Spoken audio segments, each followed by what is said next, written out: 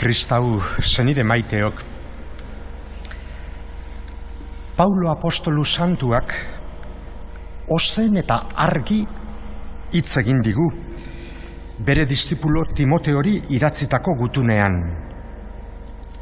Jainkoak gizon emakume guztiak salbatzea nahi du. Eta hain zuzen ere horrexegatik, horretarako, Kristo Jesus gizonak bere burua guztien ordain eman zuen. Eta geroztik, aitortzen dugu, Jesus dela, aitak bidalia eta gantzutua izan den jainko seme bakarra. Bere adiskideengatik, guregatik eta guganako maitasunarengatik gurutzea saiestu ez zuena. Modu horretan, aita jainkoak zenbateraino maite izan gaituen erakutsi digu Jesusek.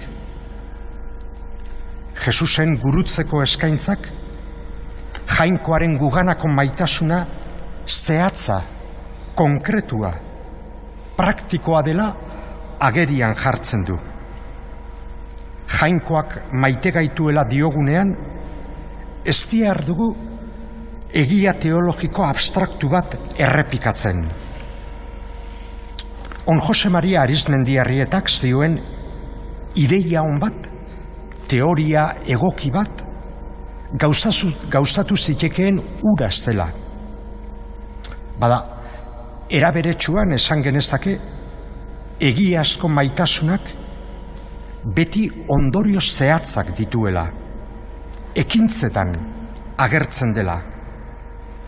Berba soiletan gelditu gabe, eguneroko gure aukera erabaki eta jardunetan islatzen dela. Eta hain zuzen ere, zentzu honetan ulertu beharko genituzke Amos profetak eta Jesusek berak gaurko irakurgaietan zuzendu dizkiguten hitzak.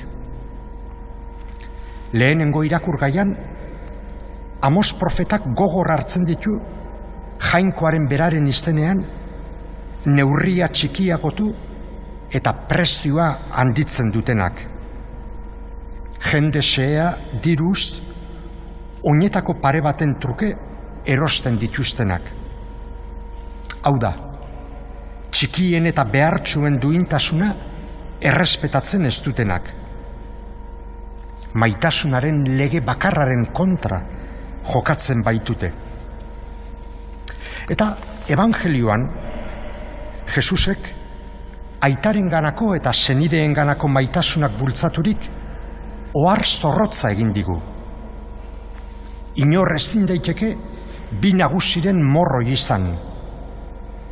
Ezin gara beraz, gehiegizko diruzaletasunaren menpean bizi. Ondasun goseak urkoa maitatzea oztopatzen baitu. Oso oinarrezko egia da.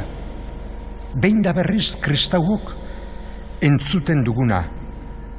Baina hala ere, kostata barneratzen duguna.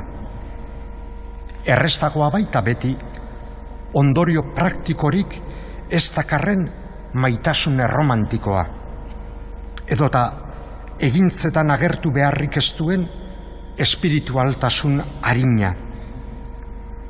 Horregatik dute, ekialdeko naiz bestelako espiritualtasun laikoek hainbesteko arrakasta gure artean.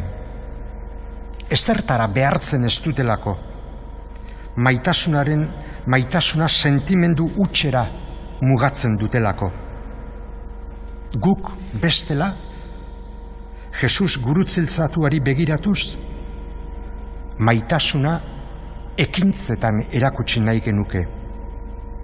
Batez ere, txikiekiko, umilekiko zerbitzuan. Horrela, egiaz, maitasuna biziz, eta bizi gaituen maitasun hori bestei azalduz.